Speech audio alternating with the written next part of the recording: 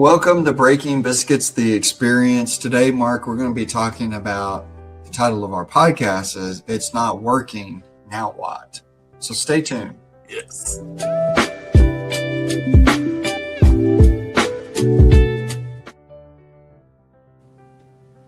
Well, hi, Mark. It's good to see you again.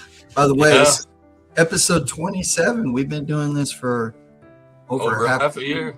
Yeah, crazy. Unbelievable. Time flies by really quick, and we kind of been talking about leading yourself, and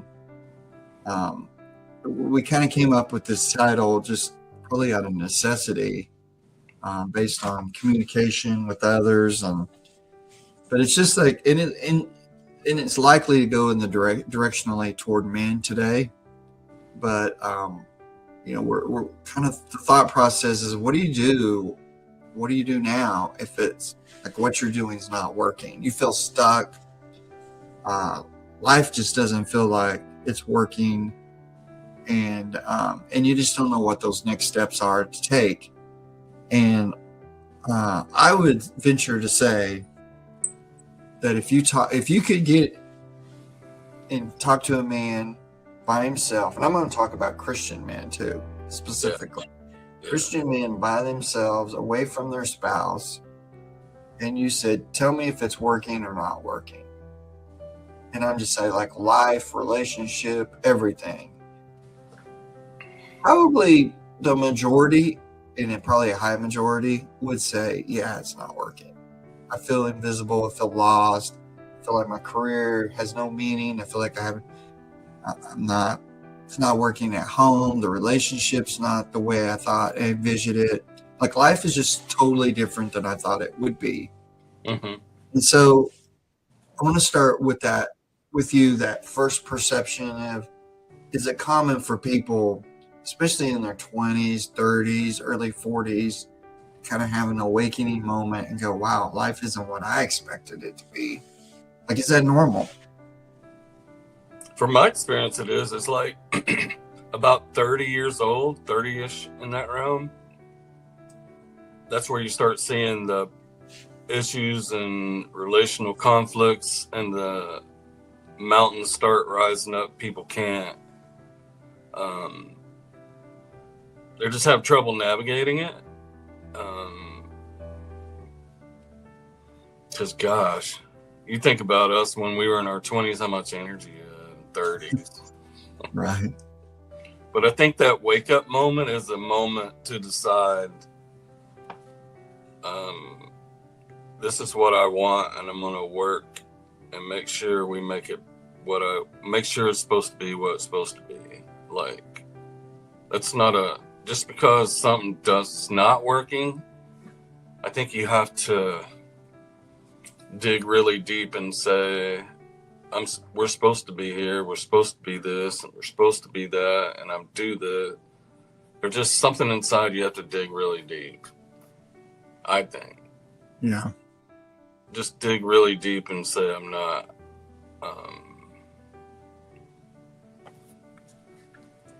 That's what I always did. I always it goes back to believing in yourself when all else fails.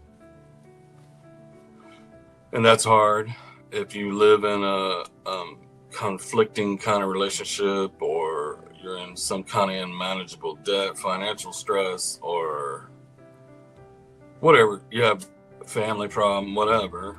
It's hard to, it's the hardest part is believing in myself. Like, yeah, I know I'm supposed to be doing this. Mm-hmm. I'm not gonna quit.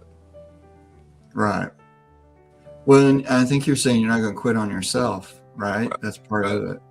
So, and that's probably the hardest part, is because I think we have in our minds when we're early, we're in our 20s and 30s, is, we're going to make life serve us. And a lot of times we end up feeling like we're serving life, like life is leading us instead of us leading life. And I think, just from my perspective, is that it takes some real strength to say, no, I'm not going to be pulled in this direction or that direction. I'm going to focus on I'm going to focus on the things that I value and the things that are important for the family, for the relationship, for each individual, because it is so easy to get distracted in the world that we live in today. What's that linebacker for Baltimore Ravens, Ray something? You remember him? Yeah. I'll look it up while you're talking. His name is Ray Lewis. Ray Lewis. Yep. He did a Hall of Fame speech, and I happened to just click on and saw it. And he said, "I want to thank my grandma because she always taught me that you need to live life or else it'll live you. Don't let life live you." And I think that's probably what we're, in a really weird way, what we're saying is a lot of men may be looking at themselves and go, "Man, life is living me." Yeah. It tells me when to get up. It tells me where to go to work. It tells me how much I'm going to get paid. It tells me what I owe. It tells me how much I'm going to have left over. And it tells me the windows are getting shorter and shorter, like when you get home, Mm-hmm. I think it's easy to let life live you when you're young. But when you have younger kids, it's kind of enjoyable and fulfilling, I guess I want to say. Mm-hmm. Yeah. Well, because we get to see them grow, and I mean, we all know what happens when they hit teenage years. It all changes a bit. But then the beauty is when they're in their 20s, you become, the guru of life again. So it's just fun to watch the process. But I when I think about when something's not working, can someone communicate what it is that's not working? Like in my own life, if I said, well, it's not working, typically for me, what that would mean is I'm not at peace. I feel pulled in directions that I don't want to go. Yeah. I feel like my focus is on things that aren't meaningful long term. And what's interesting to me, Mark, when we think about this, if we were talking to men today, which we are through the podcast, they might say, well, my relationship's not working. Mm-hmm. And what's interesting to me is if the relationship's not working, it's probably the very thing that they really desire to work the most, but they put the least amount of time in. Because it's not working, we have a tendency to want to pull back as men, isolate, and put our energy and effort in the places we feel valued or we feel productive. So if the relationship's not working, we go find something that does work. That's just the way we think, and I think the way we're made. And that's what kind of gives us the ability to compartmentalize and live in peace. But the real truth is, and I think all men would acknowledge this, their desire is that the relationship would fulfill those needs and not a hobby or not something else. Does that resonate with you at all? Yeah, I see where you're going. It's like it's the way it was in the beginning, right? How could you have courage to just say this not working for me, or I don't have the capacity for that right now? Yeah. When you get older, though, that becomes way more prevalent. When you get about 50, 55, you start becoming the get off my lawn guy. You just tell people. But when you're younger, you just want it all to work out. And I got to tell you, Toby, there are people that we coach almost daily where the couples, I want to say women mostly, but I want to say couples, have an expectation of their mate, and the mate has no earthly idea what they want them to do. Yeah. And that just creates chaos because it's like a built-in resentment and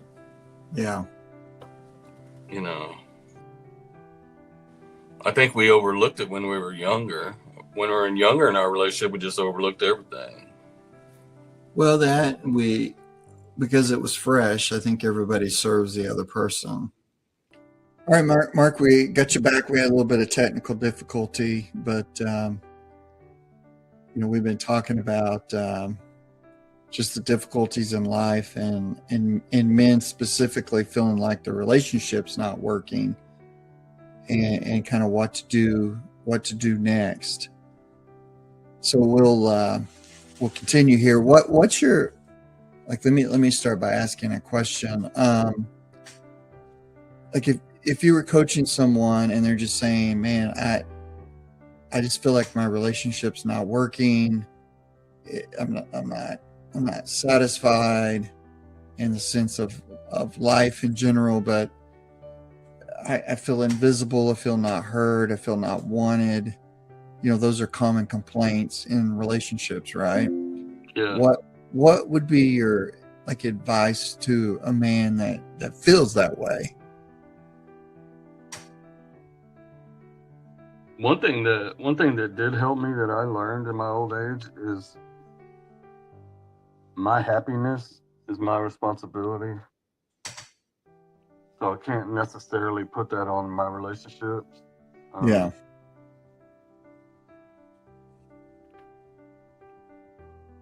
And it really, honestly, I know it's crazy, but it goes back to loving yourself, believing in yourself, believing in what you're doing. I think me personally, and I'm sure all the people we coach, get sidetracked into this, not selfish mode, but like, when is it my turn kind of thing? We've talked about that a couple of weeks ago. But man, you can spiral out of control really fast. Yeah. And communication is the key always.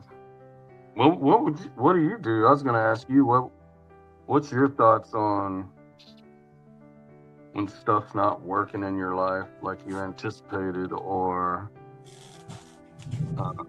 in any area, business, work? Probably answer it easier in business because I'm more attuned to business and relationships. I'm just better at it. I'm not great at relationships. I'm sure there's people that maybe listen to this would confirm that. But in business, I think it's true in relationships. The first place you look is at yourself. And you do it objectively, not from a condemnation standpoint, but you have to objectively look at it. And honestly, it's why a lot of businesses fail, is because the leader doesn't have the ability to look at themselves objectively and not emotionally. And meaning, specifically what I mean is, if it's not working, we want to tell ourselves we're a failure. We want to tell ourselves we don't know what we're doing. We want to tell ourselves all these negative things. But in business, you look at the facts and you objectively look at it and say, okay, this is not working because of X, Y, and Z. Maybe it's a market condition. Maybe it's decisions I've made that were wrong, whatever. It's like, okay, well, what do I do from here? Like, what do I need to change about me and my leadership in order to make the situation better? So in business, that's what we do. And we adjust course. And it's not a big deal if you're not self-condemning yourself in the process. But in relationships, like speaking from experience, I find it's much more difficult because there's a lot of self-condemnation that comes in, and so it's like, okay, well, I own my mistakes, which is fine, but condemning myself for those mistakes isn't the best way to get out of to move forward. And so self-forgiveness is, I think, an incredible gift you give yourself, is to say, well, I forgive myself for my part in what's not working.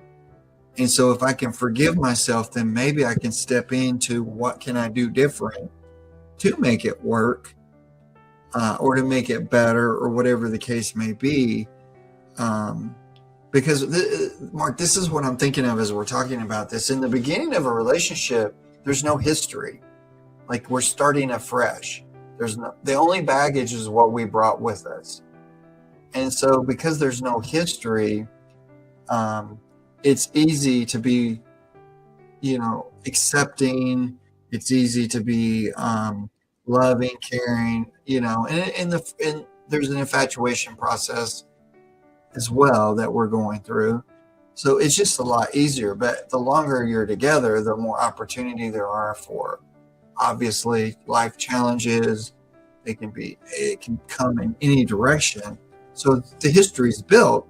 And then as the history is built, then how you navigate through that is really going to determine whether you stay connected or not. And then the second part, the way that I really want to answer your question, because you asked that direct question, the second thing is, you kind of alluded to it earlier. Do I have the courage to say something? Like, do I have the courage to tell my mate what's not working? I might be wrong. I might have the wrong perception, but do I have the courage to say, well, this isn't working for me? And I think most men, because of our society, self-condemn to the point that they just don't even feel like they can say anything, or they wait till they're angry and then they say it. And then it's not heard when you're angry. I mean, it's heard, but it's heard in a hurt way, not in a productive way. So I agree. It's back to communication and saying, okay, well, there was a point in time this relationship was vibrant, alive, and just really connected. So you have the ingredients.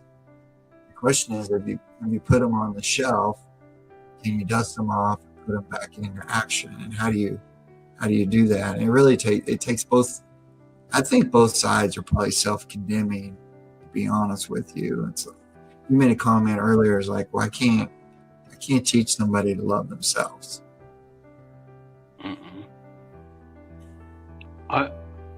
So what I'm hearing you say is you have to, like, if it was a business, it's almost easier because you self-reflect, you analyze, you have awareness. It's not personal. It's just business. And you take the emotional part out of it. Exactly. Because you want to be successful, because you know you're called to do this. Exactly. You're called to be in a relationship, but the variable is you don't know what the other person's, how they're going to respond, and that's why love is such an incredible risk. But I think we have to learn to fall and not fail. I think we need to learn how to say, yeah, I missed it, but I'm not a failure.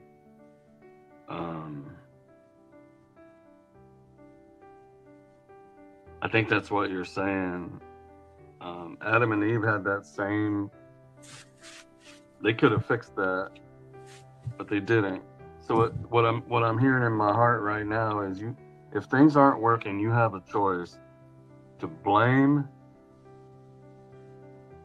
what you're not getting, blame your mate, blame your business, blame economy, blame. You have a choice to blame, or you can self-reflect and say, I can do this. I'm created for more than this. I can work my way, live my way through this. And I would call it blame and shame, because if you blame, shame's coming. It's knocking at the door. Yeah. And, but and yeah, I love the story because I just always wondered, what if they would have had a conversation on the way back to the trees before they made those aprons and said, yeah, we need to talk to God about this. We're better than this. This is not what we signed up for, or whatever. Mm-hmm. So it's like